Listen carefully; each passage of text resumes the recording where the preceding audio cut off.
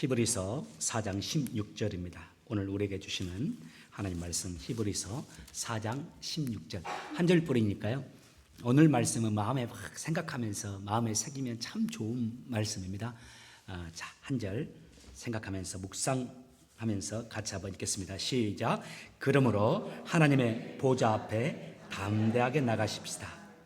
그곳에는 은혜가 있으며 우리는 때에 따라 우리를 도우시는 자비와 은혜를 받을 수 있습니다. 아멘. 예, 자리에 앉으시기 바랍니다.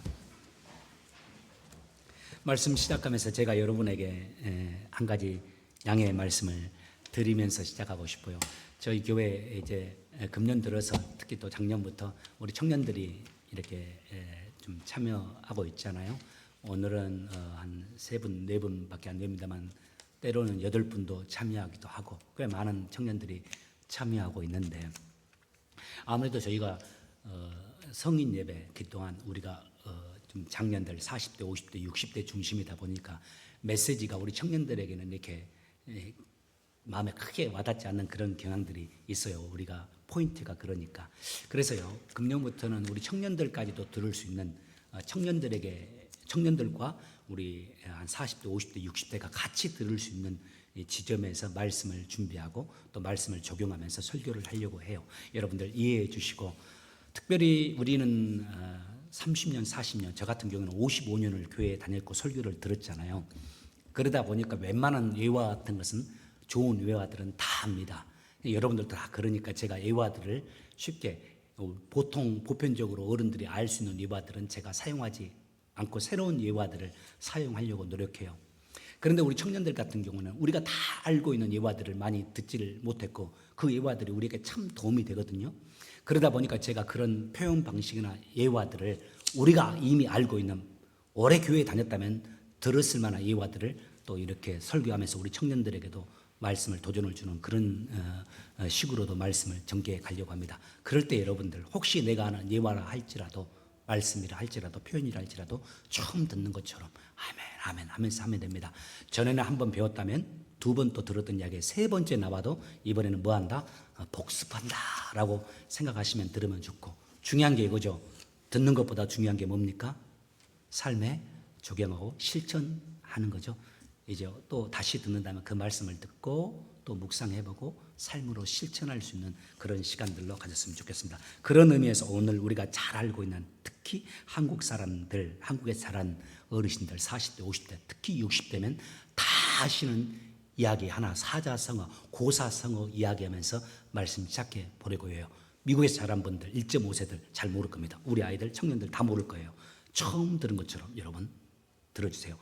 새옹지마, 인생은 새옹지마다는 이야기 들어보셨을 겁니다. 제가 장윤서 목사님에게 오늘 아침에 사무실에서 그랬어요. 사모님이 1.5세인데 이 새옹지마라는 고사성어 알까? 그랬더니 알 것 같기도 하고 모를 것 같기도 하고 그렇게 대답하더라고요. 사모님 압니까? 아신다고 그래요. 모르는 것처럼. 자, 인생은 새옹지마라는 이야기가 있어요. 새옹지마에 대한 이야기 제가 여러분에게 소개하면서 말씀 시작하겠습니다. 한 노인이 자신의 말을 사랑했는데 그 말을 어느 날 잃게 되었어요. 말이 나가버렸어요. 여러분, 그 시대에 말이 얼마나 중요한지 아시죠? 요즘 같으면 교통수단 같은 자동차의 역할을 하고 또 일할 때 사용하는 이 농기구와 같은 역할을 같이 했어요. 그 당시에 집안에서 어떤 집안이든지 가장 큰 재산 하면 말이었습니다. 그래서 이 말이 나가니까 이 노인도 놀릴 수밖에 없죠. 마을 사람들도 너무 안 됐다고 생각했어요. 그래서 노인에게 가서 참 마음이 힘드실 텐데 그래도 좀 힘을 내시기 바랍니다. 그런 이야기를 했어요. 노인이 그 한 노인께서 좀 마음이 좀 쉽진 않네요. 그래도 한번 두고 봐야죠. 이렇게 반응을 했어요. 며칠 후에 그런데 놀라운 일이 벌어졌습니다. 생각지도 못했는데 그 노인의 말이, 그 나갔던 말이 스스로 제 발로 돌아왔어요. 그런데 혼자 돌아온 것이 아니라 다른 아주 품종이 좋은 말을 같이 데리고 돌아온 겁니다. 아마 앞놈이 나갔으니까 순놈이 같이 들어온 것 같아요. 마을 사람들이 그 노인을 향해서 아이고 어르신 너무 좋겠습니다. 한 마리 나가서 정말 큰 타격을 입었다 생각했는데 오히려 한 마리 되돌아와서 두 마리가 떼었네요. 정말 좋겠네요. 그래 어르신이 웃으면서 그러게 말이죠. 끝까지 좋아야 되는데 이런 이야기를 했어요. 그런데 그 후에 며칠 뒤에 또 속상한 일이 벌어졌습니다. 그 아들이 그 말을 너무나 좋아했는데 나갔다가 돌아온 말, 그 말을 타고 다니다가 놀다가 그 말에서 떨어져 버렸어요. 다리가 부러져 버렸습니다. 요즘 같으면 다리 부러지면 병원 가서 뭐 치료하면 되지만 그 시대에는 잘못하면 장애인 됩니다. 그 광경 보고서 사람들이 아이고 너무 안 됐다고 괜히 저 말 돌아와가지고 저 말 때문에 저렇게 아들이 장애인 돼버렸다고 하면서 그랬어요.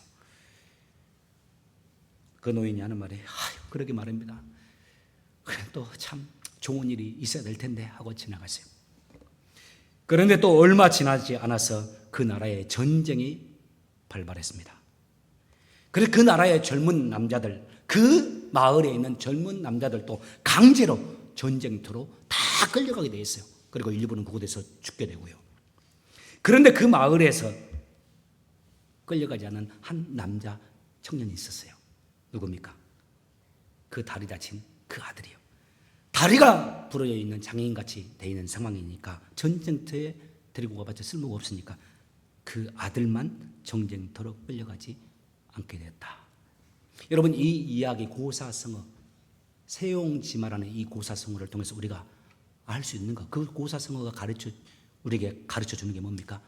인생의 길흉 화복은 예측하기 힘들다는 거죠. 좋은 일 같은데 시간 지나가서 돌아가서 보면 나쁜 일이고, 지금 내게 너무 힘들고 한숨 짓는 일이었는데 돌아보고 나니까 그 일이 없었다면 내 인생에 얼마나 후회될까 할 만큼 너무나 중요한 일이고요. 인생이 너무나 그렇게 변화무쌍해서 우리의 계획대로만 흘러가지 않는다는 교훈이죠. 이런 불확실한 인생을 우리가 살고 있다 하면서 세용지마라는 고사성어가 있어요. 이런 불확실한 인생을 살아가는 지금 우리가 그 인생을 살고 있고 앞으로도 그런 인생을 살아가는데, 그런 인생을 살아가는 우리에게 필요한 것이 무엇일까요? 저는 2025년을 시작하면서 두 번째 주일에 여러분에게 이 말씀을 나누고 싶어요. 우리 인생은 하나님의 은혜가 필요한 인생입니다. 우리 인생의 세용지마와 같은 인생이기 때문에, 불확실하고 변화무쌍하기 때문에 우리 인생을 붙잡아 주시고 인도하시는 하나님의 은혜가 필요해요. 본문 4장, 히브리서 4장 16절에 이렇게 말하죠. 때를 따라 돕는 은혜를 받기 위해서 은혜의 보좌 앞으로 담대히 나아갈 것인지라. 때를 따라 돕는 은혜의 보좌라고 그래요. 여기서 우리가 잘 아는 영어, 좋아하는 영어 은혜 아닙니까? 헬라어로 카리스라는 단어입니다. 이 카리스라는 단어가 값없이 주는 것을 의미해요. 값없이 주는 것. 여기서 나온 단어가 카리스마라는 단어, 여러분 들으시죠? 그 목사님 카리스마가 있어, 저 사람 카리스마가 있어. 태어날 때부터 하나님이 값없이 선물로 줘버렸어요. 태어날 때부터 달란트로. 값없이 주는 것, 도와주는 것, 특별히 자격이 없는데, 자격이 안 되는데 그 누군가를 측은히 여기면서 마음을 써주고 그 사람을 도와주는 행위를 말할 때 은혜라고 표현해요. 카리스. 이게 하나님의 가장 큰 성품 중에 하나입니다. 우리 인생에 계속해서 우리를 도우시는, 때를 따라 도와주시는 하나님의 은혜가 필요하다라고 오늘 말씀이 전해지고 있죠. 여러분 그 은혜가 구체적으로 성경에서는 크게 두 가지, 또 우리에게서 우리가 사용하는 은혜라는 말은 크게 세 가지로 적용되고 있어 나타나고 있어요. 첫 번째 가장 큰 은혜입니다. 뭘까요? 우리의 구원입니다. 우리의 믿음과 우리의 구원이에요. 여러분 우리가 예수 믿는 거, 우리가 예수 믿어 구원을 얻는 거 정말 놀라운 일입니다. 여러분 생각해 보십시오.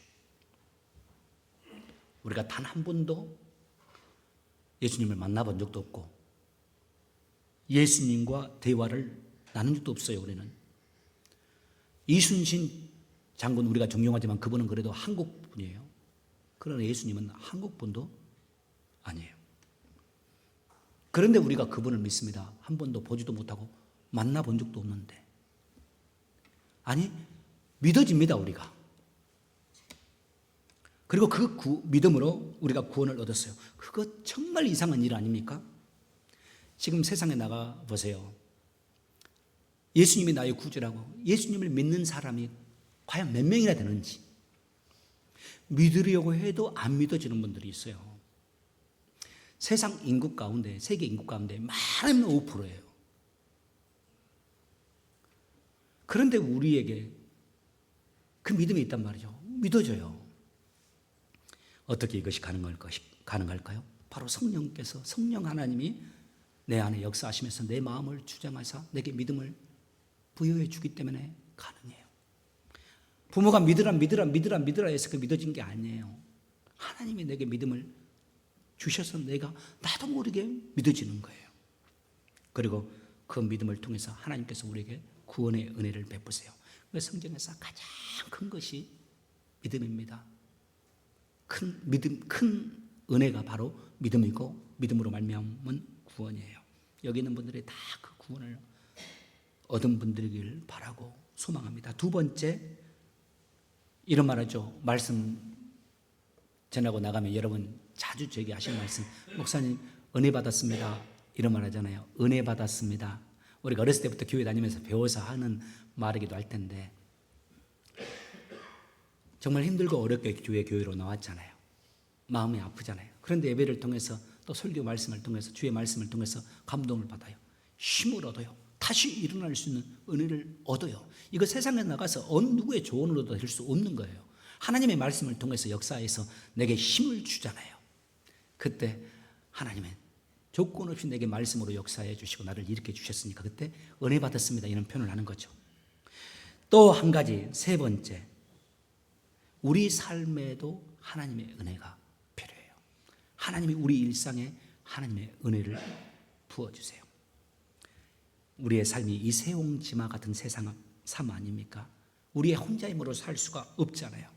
여러분 고개 들고 저를 보세요. 여러분 가정, 여러분 일으킬 수 있습니까? 여러분 자녀, 여러분의 현명함이나 여러분 지혜로 잘 키울 수 있습니까? 나는 잘 키웠는데 대학도 좋은 데 보내고. 아니에요. 잘 키웠다고 생각하는 분도 생각해 보세요. 그 아이가 공부할 수 있는 지혜 누가 주셨어요? 그 아이의 몸에 이상한 것만 약간 생겨도 그 아이 공부 못합니다. 학교 다닐 수 없습니다. 다 하나님께서 도와주셨던 거예요. 우리의 힘으로 우리의 가정 일으킬 수 없습니다. 우리 하나도 건사할 수 없어요. 그런 우리에게 하나님의 은혜가 필요한 겁니다. 때를 따라 돕는 은혜라고 본문에 나와 있어요. 2025년도에 여러분 축복하고 싶어요. 2025년도 살아가시면서 때를 따라 돕는 하나님의 은혜가 여러분과 함께 하시길 주의 이름으로 축복합니다. 여러분 자녀에게도 우리 자녀들을 살아가면서 이루어지는 모든 삶의 현장 속에서도 하나님의 은혜 도와주시고 이끌어주시고 조건 없이 돌봐주시고 축복해 주시는 그 하나님의 은혜가 여러분의 자녀의 가운데 또 여러분 가정 가운데 그 은혜가 흘러넘치길 예수님으로 축복합니다. 두 번째, 은혜 보좌 앞으로 더 열심히 나아가자는 말씀을 함께 나누고 싶어요. 다 같이 4장 16절 말씀 함께 다시 보도록 하겠습니다. 같이 한번 읽겠습니다. 시작.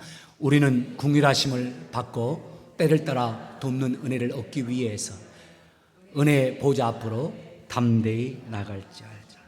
하나님의 은혜를 힘입기 위해 때를 따라 돕는 은혜를 얻기 위해 2025년도에 우리가 이랬으면 좋겠어요. 더 은혜 보좌 앞으로 열심히 적극적으로 나가길 바랍니다. 하나님의 은혜가 내가 이 세상을 살아가며 있어서 하나님의 은혜가 때를 따라 필요하지 않습니까? 경제적인 것이든지 육체 질병적인 문제든지 자녀의 문제든지 가정의 문제든지 여러 삶의 삶의 영역 속에서 하나님의 때를 따라 나를 도와주셔야 되는데 그 도움을 받기 위해서 오늘 본문에 말하죠. 때를 따라 돕는 은혜를 받기 위해 은혜의 보좌 앞으로 담대히 나아가자고요. 여기서 은혜의 보좌라는 익숙하지 않은 단어가 하나 나옵니다. 이 보좌라는 말이 하나님의 임재를 상징하는 단어입니다. 하나님이 임재하시는 그 의자, 하나님이 임재하시는 그 장소를 가리켜서 보좌라고 불러요. 그래서 은혜 보좌로 나아간다는 말은 뭐냐면은 은혜가 흐르는 하나님께로 나아간다는 말이에요. 은혜가 흘러 나오는 그 하나님께로 내가 열심히 나아가서 그 은혜를 힘입는 자가 되자고 본문에서 말하죠. 본래 제가 있는 인간은 여러분 아시다시피 온전히 의로우신 하나님 앞에 나갈 수가 없습니다.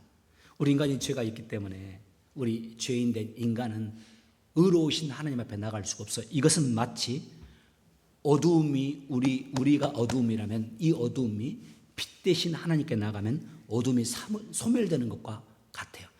의로우신 하나님 앞에 우리가 선다면 우리는 죄인이기 때문에 우리는 소멸될 수밖에 없어요. 죽을 수밖에 없어요.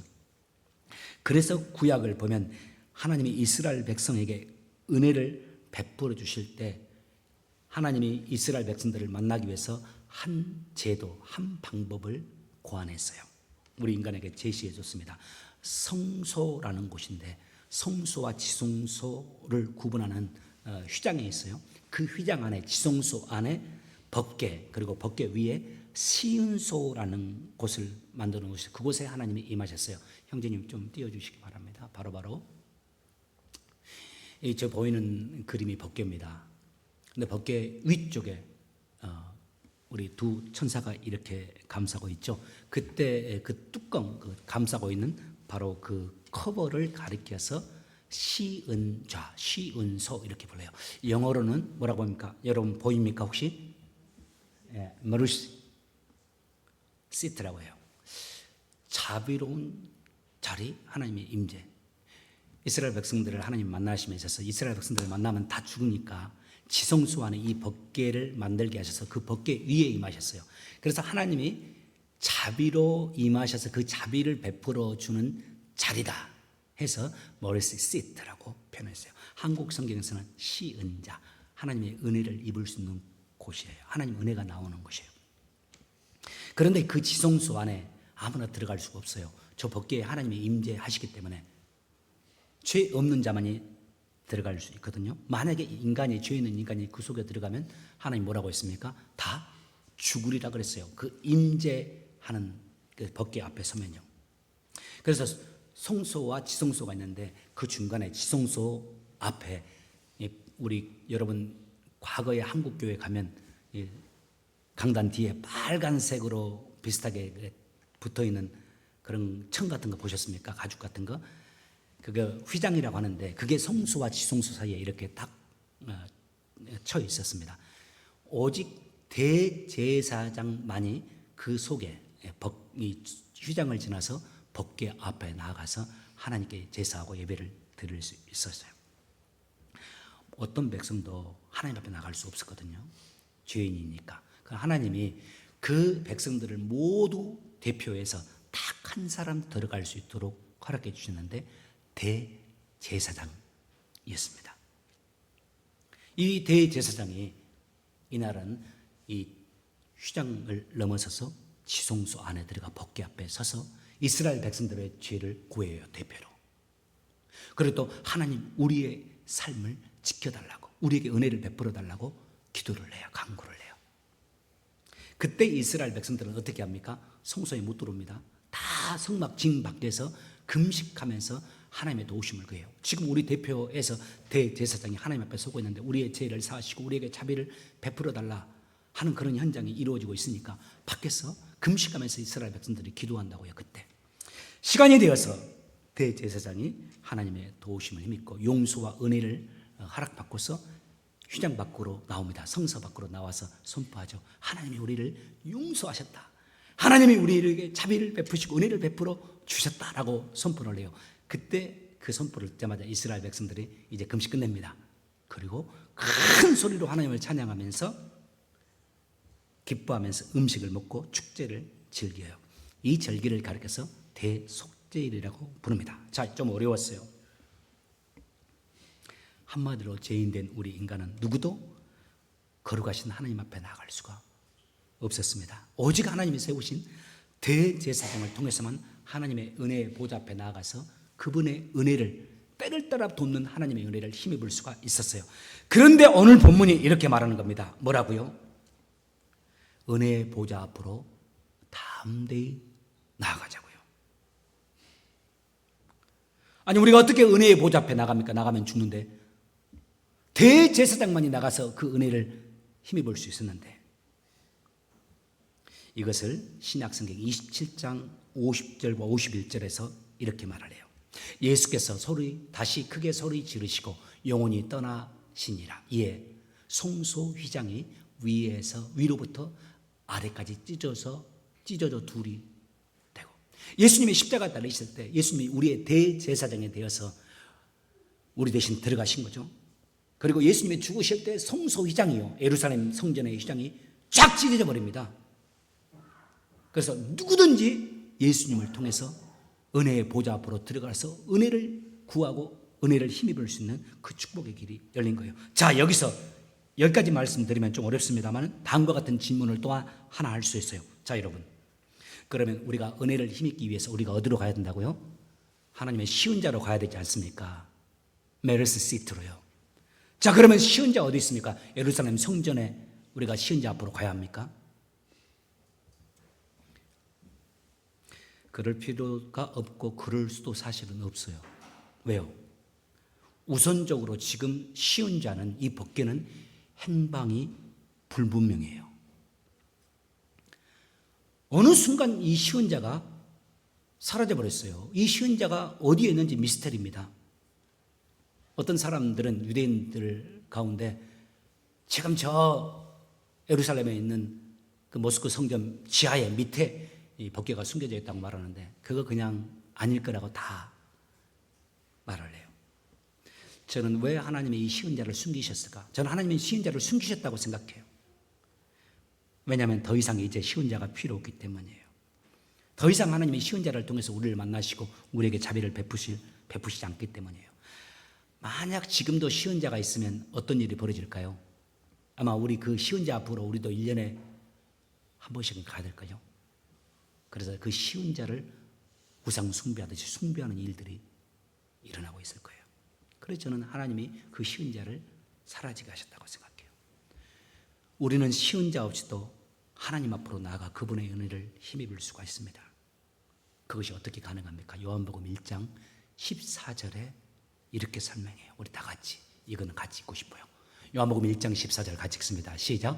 말씀이 육신이 되어 우리 가운데 거하심에 우리가 그 영광을 보니 아버지의 독생자의 영광이요 은혜와 진리가 충만하다. 말씀이 예수님이거든요. 그 예수님이 육신이 되어 우리 가운데 오셨어요.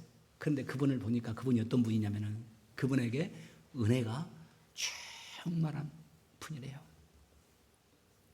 그러니까 그 예수님께 나아가서 그분의 은혜를 구하고 그분의 도움을 구하면서 그분이 주시는 은혜를 누리면서 살아가라고 말씀하는 거죠. 그러면서 오늘 히브리서 기자가 하는 말이 때를 따라 돕는 은혜를 힘입기 위해서 예수님께 더 가까이 나가고 그 예수님께 가까이 나가 예수님을 붙잡고 그 은혜를 누리면서 사는 우리가 되자, 이 말씀을 하는 겁니다. 여러분, 이제 말씀 말미가 됐는데 히브리서의 저자는 어느 누구도 모릅니다. 이게 너무 학자들이 추측을 하려고 해도 누가 히브리서를 썼는지를 알 수가 없어요. 그런데 히브리서를 받는 사람, 누구에게 썼는지 수신자는 대부분의 학자들이 공통적으로 인정하는 게 있어요. 누굽니까? 당시 예수님을 믿었던 히브리인이면서 기독교인들이요. 본래는 유대교를 믿었는데 이들이 예수님을 만나고 예수님을 믿게 되고 유대교를 떠나서 기독교 신앙을 갖게 된 거예요. 그때 당시가 로마 시대였습니다. 그러다 보니까 로마인들로 인해서 기독교 신앙을 가짐으로 인해서 핍박을 많이 당했습니다. 뿐만 아니라 자기의 가족들 여전히 유대교를 믿고 있잖아요. 그 유대인들에게 많은 고통을 당했다고요. 이 유대인들은 어떻게 합니까? 어디 가서 지금 제사를 드리고 어디 가서 하나님의 은혜를 구합니까? 저 쉬운 자 앞에 가서 대제사장을 통해서 하나님의 은혜를 구하면서 그렇게 살아가고 있거든요. 그런데 히브리서 저자가 하는 말이 그거예요. 그거 아니더라고요. 우리에게는 영원한 대제사장이 있으니까, 영원히 우리와 함께 하시면서 은혜를 우리에게 흘려주시는 분이 있으니까 바로 그분 예수니까 그분을 바라보며 살자고요. 핍박, 어려움이 있지만은 그 어려움 속에서도 예수를 바라보면서 믿음의 주여 온전케 하신 예수를 바라보면서 믿음으로 살아내자고 이 말을 하는 겁니다. 은혜로 살자라고요. 2025년도에는 벌써 1년이 갔네요. 이 은혜의 주님을 저희들이 더 간절히 붙잡고 예수님께 나아가는 한 해가 되길 주의 이름으로 축복합니다. 제가 오늘 말씀 말미에 넣고 싶었는데 이 하나의 에피소드를, 그런데 한 사람에 관계된 거여 가지고 허락을 받고 넣어야 돼서 우리 설교 영어 대본에는 원고에는 없습니다. 그런데 집사님 다 어느 정도 이해하시니까 제가 그 장본인에게 오늘 아침에 허락을 받았어요. 여러분, 저희 구역예배 할 때 여러분들끼리 삶에 대해서 많이 나누지 않습니까? 근데 설교하면서도 참 좋은 게 이 삶을 나누는 거예요. 설교하면서도 우리 현장에 하나님 역사하신 것을. 그냥 우리 교회가 그렇게 성도가 많지 않다 보니까 제가 여러분에게 일어난 일들 이렇게 이야기를 하면 누구 이야기인지 다 알거든요. 그러니 쉽게 제가 여러분들의 이야기를 알고 있어도 아주 좋은 이야기여도 전하지를 못합니다. 그래서 종종 제가 아주 많이 우리 가족에서 일어난 나의 이야기, 제 아내의 이야기, 또 우리 아이들의 이야기를 해요. 저와 제 아내의 이야기는, 제 이야기는 제가 마음대로 하고 제 아내의 이야기도 제가 허락받지 않고 합니다. 우리 아이들 이야기는 허락받아야 되겠더라고요.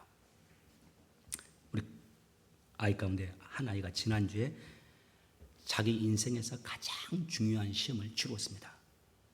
세상적인 관점으로 본다면 지금까지 치렀던 시험, 그리고 미래에 앞으로 인생을 살면서 나름대로 시험을 치를 거예요. 그런데 그 시험, 과거에 치렀던 시험 테스트입니다. 앞으로 또 학교든지 뭐든지 거기에서 치를 시험을 다 통틀어서 제가 볼 때는, 그리고 세상적으로도 가장 중요한 시험이었을 거예요. 한마디로 말하면 인생이 걸린 시험이라고 할 수 있어요.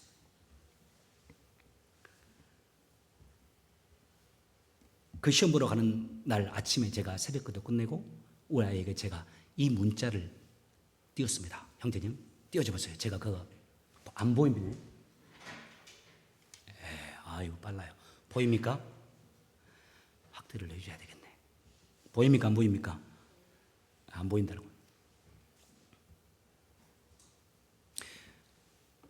아이가 문자가 왔어요. 아빠, 호텔이 좋네. 제가 호텔 잡아줬거든요. 그 시험 잘 보라고.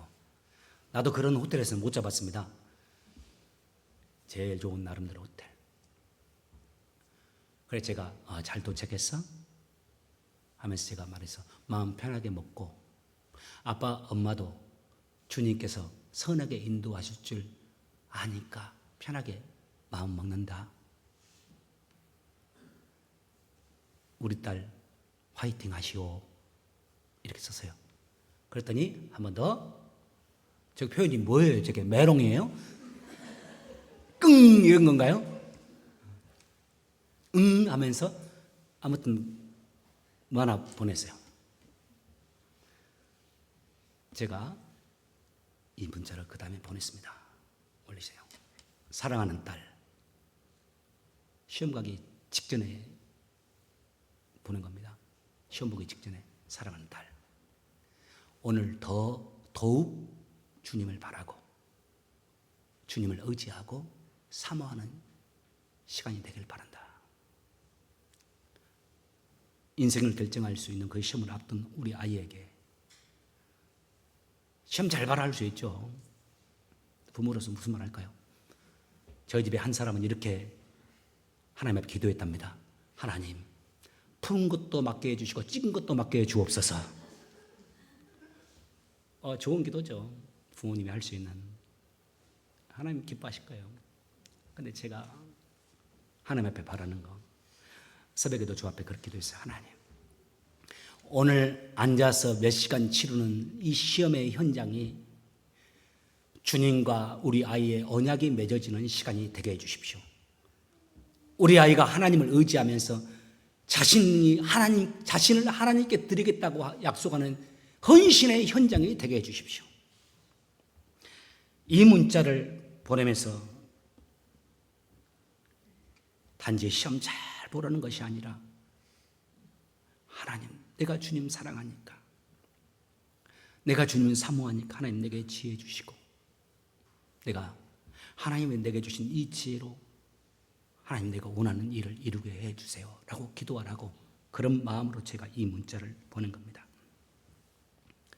그래서 자기가 원하는 점수를 못 얻으면 다음에 또 시험 보면 되고, 만약에 얻어서 그 일을 이룬다면 이것이 하나님의 은혜였다고, 내가 하나님을 의지하고 사모하는데 그 하나님께서 나를 도와주셔서, 나는 실력이 안 되는데, 나는 자격이 안 되는데 하나님이 도와주셔서 내가 이 점수를 얻어서 이 길을 가게 되었다라고 평생 이렇게 말할 수 있는 아이가 되기를 원하는 마음으로 보낸 겁니다.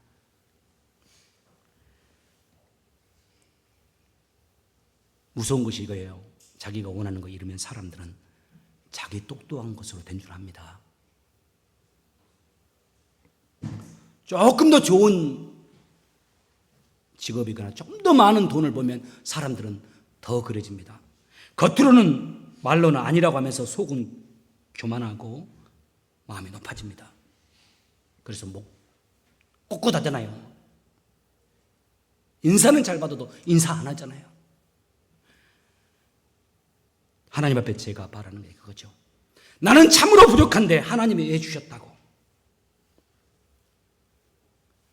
평생을 살면서도 내가 이렇게 된 게 하나님의 은혜였어요. 나 하나님이 도와주셔서 이렇게 된 거예요 라고 말하면서 살 수 있기를 바라는 거죠. 그래서 자기의 뜻을 이루어도, 하나님이 이루어 주셔도 사람들 앞에 진심으로 고개를 숙이고 겸손하게 살 수 있는 인생. 그래서 평생 그런 사람에게 부어주시는 하나님의 은혜를 누리면서 살아가는 아이가 되게 하려고. 그리고 아주 좋은 표현이 있어요. 주님의 은혜가 임하고, 주님의 은혜가 넘치고, 주님의 은혜가 흐르는 삶이 되게 해달라고. 다시요. 주님의 은혜가 임해요. 주님의 은혜를 주세요, 내게. 그래서 주님의 은혜가 내게 넘쳐요. 그래서 내가 가는 곳에, 내가 있는 가정에, 내가 있는 교회에, 내 자녀들에게 주님의 은혜가 흘러가요. 그런 인생 살게 해달라고. 주님의 은혜가 임하고, 주님의 은혜가 넘치고, 주님의 은혜가 흐르는 인생이 살게 해달라고 하나님의 간구하며 나갔던 겁니다. 여러분, 우리 자녀들을 위해서 우리가 무엇을 하나님께 구해야 될까요? 당장 시험 잘 보세요. 잘 보게 해주세요. 당장 하나님 이거 잘 되게 해주세요. 그것보다 그 아이 인생을, 하나님 인생 그 아이에게 은혜를 베풀어 주셔서 그 아이를 붙잡아 주시고 그 아이에게 때를 따라 돕는 은혜를 허락해 달라고 구하는 것이 중요하지 않겠습니까? 그래서 2025년도에는 저희들이 더 간절히 하나님의 은혜의 보좌 앞에 나아가 때를 따라 돕는 은혜를 구하시는 저와 여러분 되시기를 주의 이름으로 축복합니다. 그래서 저희 가정들에게, 저희들에게 은혜가 임하고 저희들에게 은혜가 넘쳐서 우리 가정에게 은혜가 흘러가서 우리의 가정, 우리의 삶의 현장이 온전히 은혜로 이루어지는 그런 삶의 현장이 되시길 주의 이름으로 축복합니다. 더 주님을 사랑하고 2025년도는 더 주님께 기도하고 더 주님께 가까이 나가는 여러분 되시기를 예수님으로 축복합니다. 기도하겠습니다. 귀하신 아버지 하나님, 모든 것이 하나님의 은혜임을 알게 도와주시고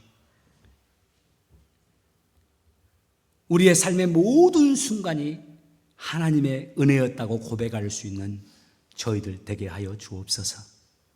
하나님의 은혜가 우리에게 임하고 하나님의 은혜가 우리에게 넘치고 또 그 하나님의 은혜가 우리를 통해서 흘러가는, 그래서 내가 서 있는 곳, 나를 보내신 곳에 하나님의 은혜가 흐르고 생명이 살아나고 은혜가 넘치는 그런 은혜의 현장들 다 되도록 2025년도에 우리의 삶을 축복해 주시옵소서.